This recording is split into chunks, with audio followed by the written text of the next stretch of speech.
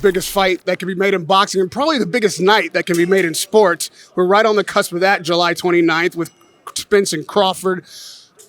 Again, these guys are doing something that everybody wants to see them do, but at the end of that night, is it just the biggest fight and the biggest event in boxing, or do we then have the pound-for-pound number one by definition in boxing because of the size of the fight?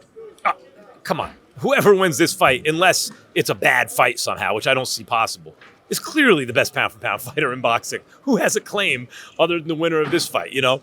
Sugar Ray Leonard and Tommy Hearns fight, the winner of that fight's the best pound-for-pound fighter in boxing, you know?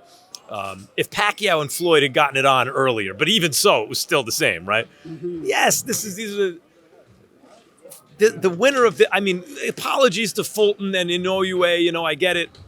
Yeah, the winner of this fight's the best pound-for-pound fighter, like pretty clearly. I mean, to play devil's advocate, even Canelo, I realize he's not undefeated like these guys, but multiple weight divisions, multiple belts, titles, undisputed, like. Does he not still have a claim, even if, you know, whoever wins, Crawford or Spence?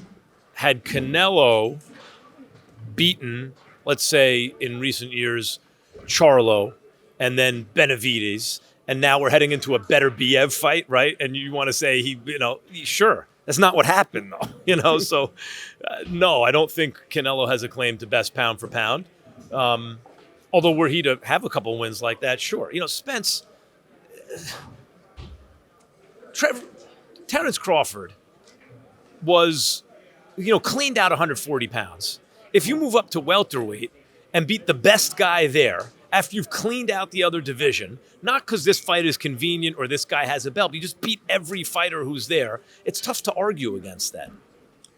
Almost everybody I speak to, as much as they want to see the fight, say Crawford, like immediately. Yeah. They're not even debating it. Are they making a mistake?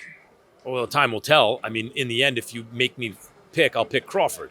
But it's one of those fights like Leonard and Hearns where, I was a Sugar Ray Leonard fan. And I remember reading an article where Emmanuel Stewart was explaining why Tommy Hearns was going to win. And when he was explaining, I'm a little kid reading this going, he's right. What the hell is Sugar Ray Leonard going to do to win this fight, right? Like, how do you can't box with a guy. You can't get inside the right hand. If you do, and you somehow, then he'll outbox you. That's how it is like with Spence. Like, yeah, you're going to beat Spence, right? Well, wait a minute. High volume puncher who can also box and beat you behind a southpaw jab at distance with defense and footwork and a jab, has a great chin, has a very high work rate. There's mustard on all those shots, head and body.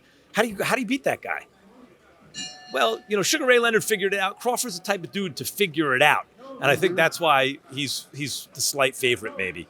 Do you think that people are making a mistake as a foregone conclusion, what do people see in Crawford that make them think that he's just going to beat Spence no matter what?